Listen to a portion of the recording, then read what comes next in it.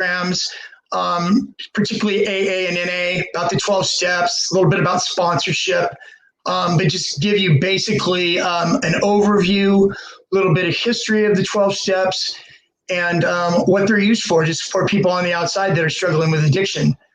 12-step program, AA started actually in the 30s, started in 1935. It was started by Bill Wilson and Dr. Robert Holbrook Smith, who are known affectionately as Bill W. and Dr. Bob, in accordance to the anonymity that AA gives you. So anyways, they started out in 1935. Back then what had happened was Bill W. could not stay sober to save his life, even losing his marriage, different jobs.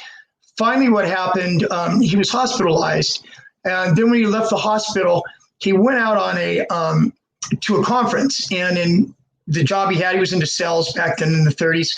And so he goes to this conference, and once the conference is over at 5 o'clock in the evening, usually there's, cocktail parties and different things that salespeople do in the world. So what he did is he went down on the payphone and called up a church, called a couple churches. And so stayed on the phone with one of these pastors for a couple hours.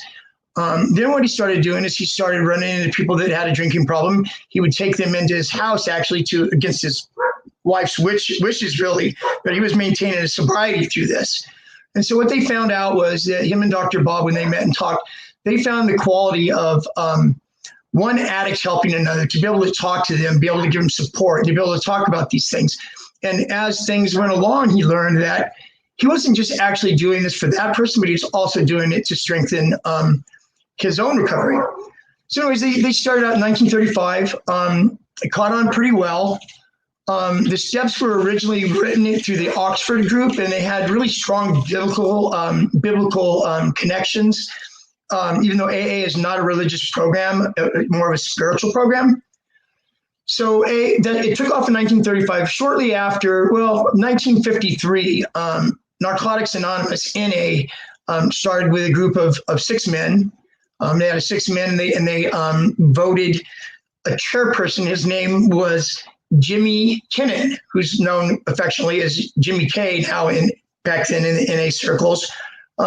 They had ups and downs and stuff NA did for whatever reasons for a while. And it wasn't until 1972 that NA really took off, became worldwide, Brazil, Japan, different places. Now they are on 170 countries and written language, 90 languages it's written in, the big book is. So anyways, they started out then. And so now in the 12-step world, because of the steps and the 12 steps is almost a prescription for right living, in a way of living your life, in a full, a good way. When we were wrong, we promptly admitted it. If you said something or you feel like you wronged somebody, you turn back around later on that week and you try to clean it up and say, I'm sorry, make amends for it. And so I think that's why the 12-step programs have been so successful.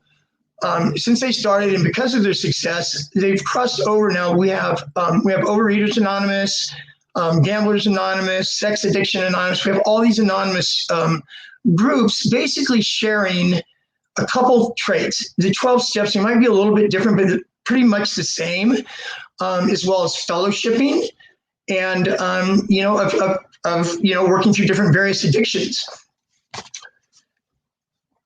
So anyways, I'm going to go over the 12 steps briefly with you right now, just to touch on them. Step 1 was we admitted we were powerless over drugs and alcohol and that our lives had become unmanageable.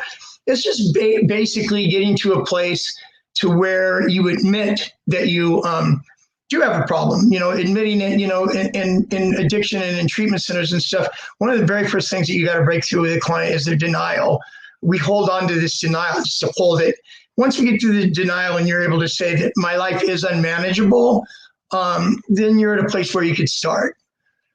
Step 2 is we came to believe that a power greater than ourselves could restore us to sanity.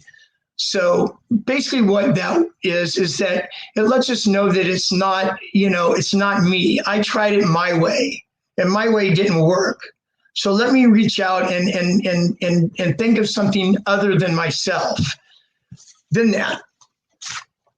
Step 3 was we made a decision to turn our lives in the care of God over to turn our lives over to the care of God as we understood Him. You'll notice that through 12 steps in different programs, when they mention God, it says followed by as we understood Him. So it's kind of what our viewpoint is. I know that they've had acronyms as far as God goes in 12 steps of AA or NA. Use words like group of drunks or good orderly direction. Basically what it is we want to look at something that is beyond us, other than us. So spiritual step. Step 4 is one of the steps that is really hard for some people to do because it makes you sit down. I remember sitting down and writing out my 4th step. And when I was writing out my 4th step, it was hard for me because I had to really go back, and the way I did it in a chronological order. So what I would do is, I started using when I was 17 years old, and then from using my experience of using and criminal activity, just all the damage I did in my life started pretty much back then. And so I had to write down, stuff that I did, things I didn't feel good about, and make this long, exhaustive list of it. And so after doing that, then you had to share it with God and somebody other than yourself. And that's usually done with a sponsor. I'll touch on sponsorship here in a minute in regards to what a sponsor, what do you look for in a sponsor, what a sponsor really is, and how to work through that. So I'll touch on that in a minute. So step 6 is we were ready to have God remove all of our defects of character. And so basically what this is that it gave us a chance then, it's our old behavior brought us down the road in our addiction. And so we have all this old behavior, all these things, all these old habits, all these ways of thinking that were bad, negative, that made me live the kind of life that I did. And so basically it's trying to get rid of those old behaviors and start to clean up the mess that, I started. Step 7, I call 6 and 7 the spiritual steps because they're similar to step 3 in the fact about them being spiritual. So step 7 is humbly ask God to remove these defects of character from us. So basically, as far as recovery goes and working the steps and, trusting God and getting out of our own way, humility is so important. I shared my testimony February. This year was February 15th, Saturday, February the 15th, and I believe it still gets restreamed. And so if you haven't saw it, it'd be great if you want to go back there and you want to look at it. I'd love to share my story with you. I would love to share my life with you, all for the intent of reaching out and helping and assisting. And, as we go along, you get to know me. I'm going to have these weekly talks on Wednesdays at 6 o'clock. So we can get to know each other through time. Anyways, you can go back there and you can take a look at it and you'll learn a little bit more about me and my journey. But anyways, I was talking about humility, and when I was sharing last time, a lot of people think that humility or being humble, humility is something that's humiliating. And it's not. What it really is humility is not thinking less of yourself. Humility is thinking of yourself less often. So, it's just, if I was able to give somebody a trait in recovery, first thing I probably would give them would be being able to be humble, being able to be teachable. Step 8 is we made a list of all the people that we had harmed and became willing to make amends to them. So this is similar to step 4 in the way that, we've got to look back and we've got to list, all these things. And the way that I did step 8 when I did it, I chronologically went back through, let me grab this one, please. Sorry about that. Knock some stuff over here.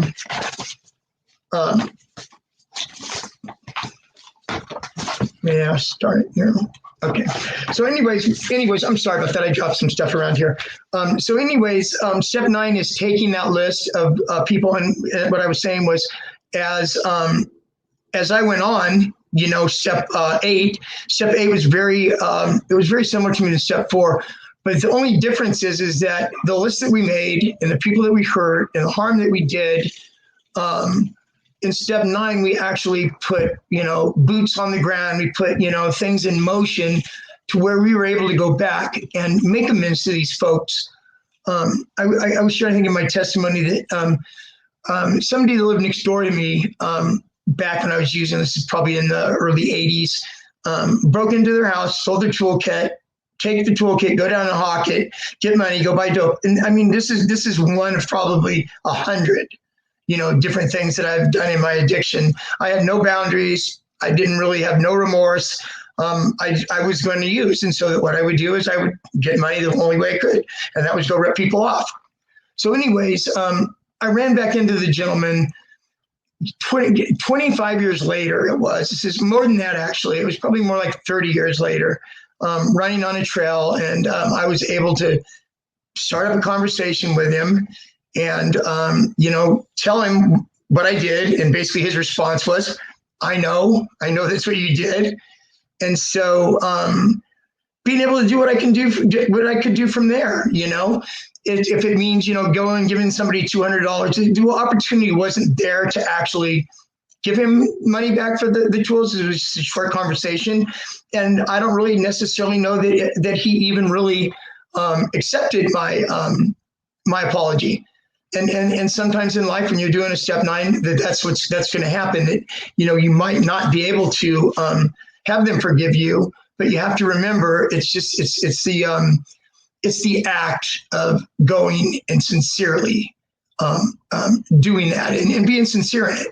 And if there's a way of patching it over or working it out, then you do that, you know. And in step 9, it says except there's a part of the last part of step 9 is except when doing so could harm you or others. So in other words, like, you can't force something on somebody, or not. You know, there's certain things that you can't do, you know. But the main thing is making that gesture and doing it and walking through it. Okay. And step 10 now is we continue to take a personal inventory in life, and when we were wrong, we promptly admitted it. So it's similar to step 4. It's similar to step 8 in and of itself. So I like to call steps 10, 11, and 12. I would like to call them the maintenance steps, because you know, it's maintenance. It's not like a one and done. It's not like we sit down and we write the 4th step and then we take that 4th step and we share it with our sponsor and we kind of try to patch up our past with that. Where step 10 is a daily, a weekly you act. You know, look back over your week. You know, did I say something to my dad? Did I say something to my sister? Did I do this, or did I do that? And honestly asking yourself these things, and then circle back around and say, you know, patch things up if you can. Okay, step 11 is sought through prayer and meditation, our constant contact with God, praying for only his knowledge of our will and the power to carry it out. So I work in a treatment facility right now. So I'm able to, you know, help other people. It's, you know, knowledge to carry it out, you know. So it's like I said, it's a maintenance step. It's a step where you're in contact, you know. Prayer, for me, it's prayer. For others, it might be something different than prayer. But it's basically a connection to be able to, you know, be in contact with God, kind of be led by God, and do that step. Okay, the last step is having a spiritual awakening. As a result of these steps, carry the message to the addicts and practice these principles in all of our affairs. Similar to 10 and 11, it's a maintenance step. This is something that is like I said about step 4, it's not one and done. Step 4 is really not one and done either. During my recovery, I mean, I started in 1981 trying to get clean, 87. There's been many times and many relapses when I tried to get sober. So, you know, there's lots of 4 steps. Even if you stay sober and you're sober for 10 years, people still work the steps on a daily basis. And sometimes you go back through them again and again. You just don't go through the steps one time. You go through them again and again, which I will get to when I talk about sponsorship here in a minute. Okay, so go into sponsorship. To pick somebody that is a sponsor, or what does a sponsor do, basically, is you want to look at a sponsor and pick a sponsor.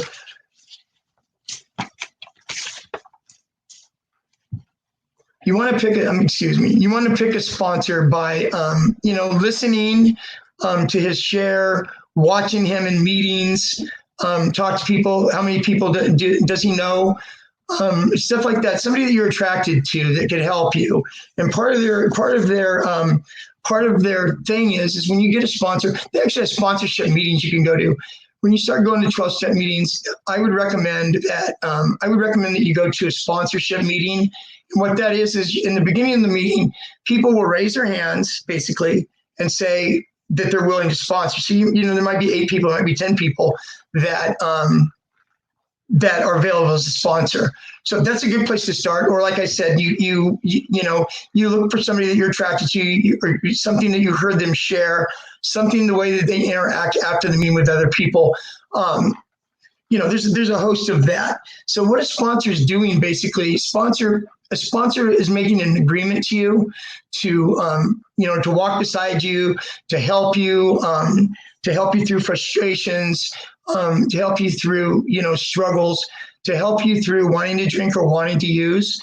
That's basically what they're signing up for, that they're there for that. And this is a wonderful thing that you're able to sponsor,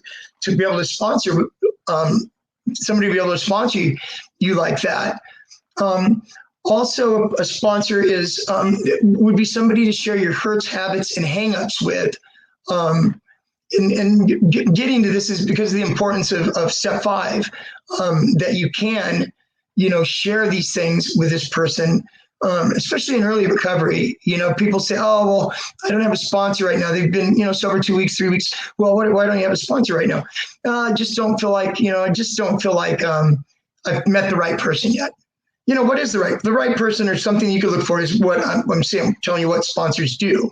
But the thing is in early recovery, your first couple of weeks, you need somebody there beside you to help you, to be able to talk to you.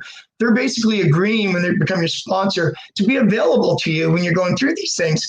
And so anyways, that's part of what they're for. And in doing this and sharing these things with your sponsor basically is also saying to you that he's willing to keep, what you're sharing with him confidential, keeping your anonymity to where you don't know this.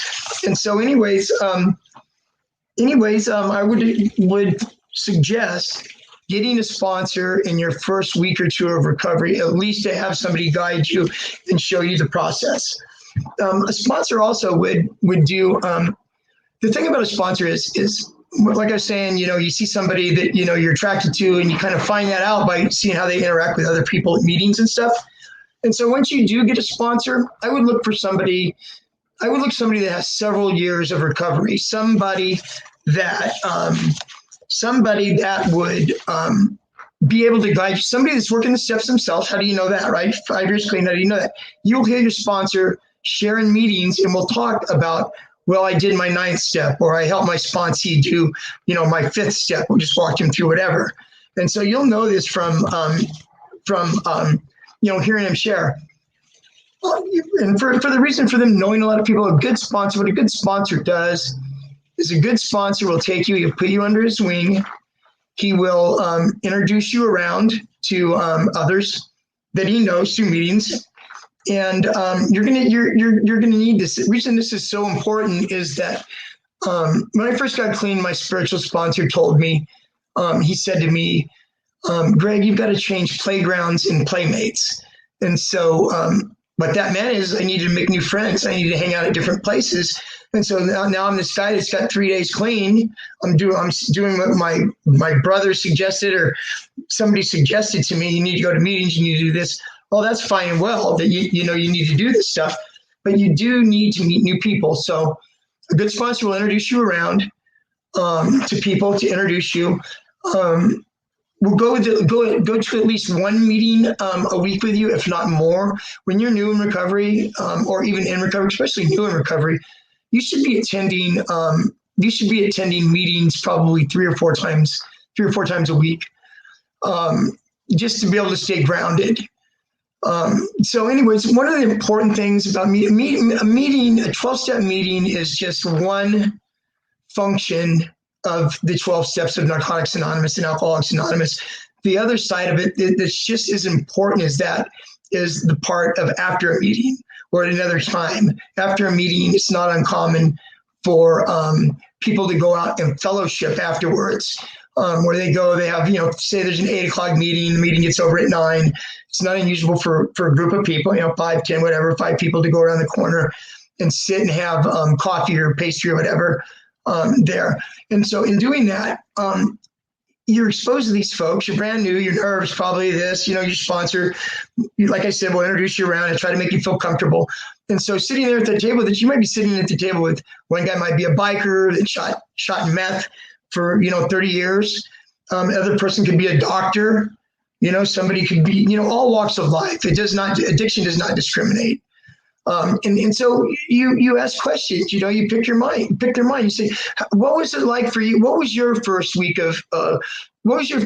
first week in recovery like? How did you feel? Did you have trouble sleeping? Just ask these questions. You have, ask these different questions from different people. What was it like for you to do step 4? Did your sponsor give you a format? Did your sponsor give you some questions and stuff that you needed to answer? How were you guided along through that process? So that's the importance of fellowshipping. Also, with the 12-step involvement, there's different things, different activities you can do. They have clean and sober bowling leagues. As part of, a few years back, part of a clean and sober softball league, which was really, really cool. Some people take it a little too serious, but it was really cool.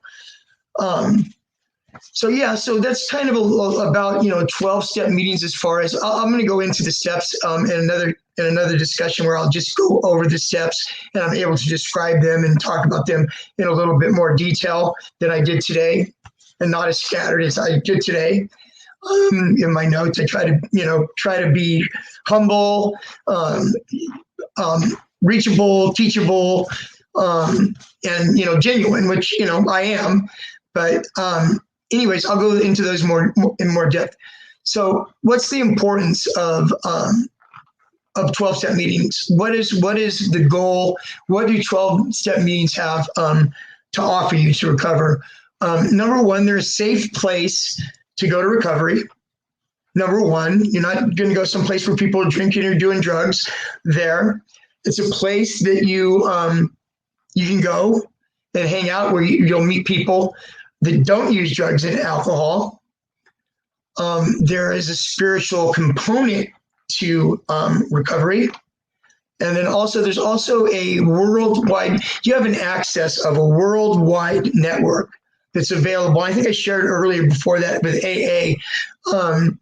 AA now is in 190 different countries, and the big book is interpreted and written in 90 different languages. Imagine that.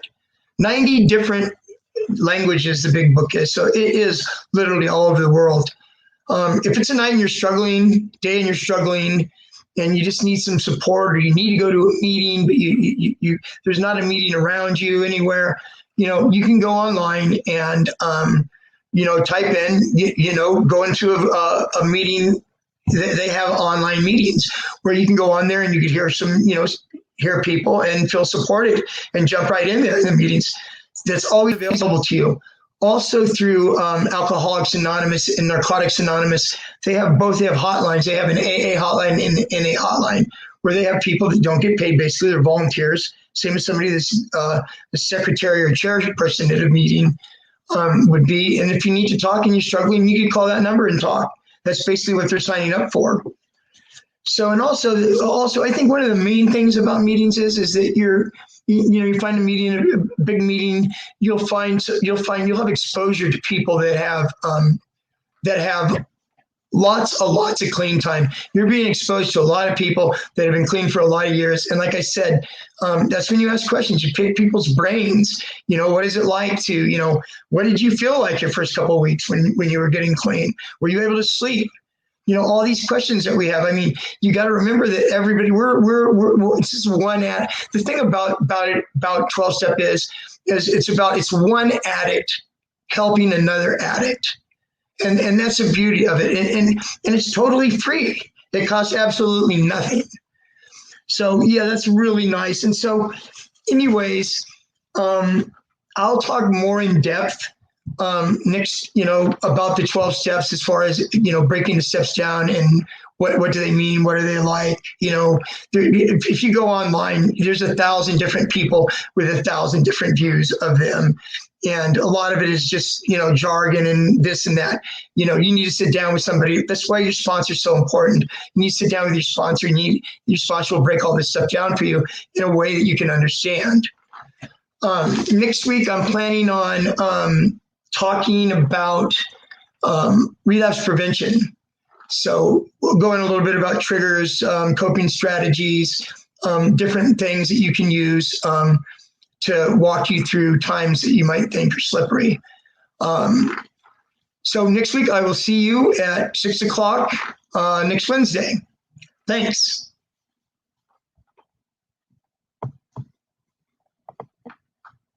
You're shaking. I'm close.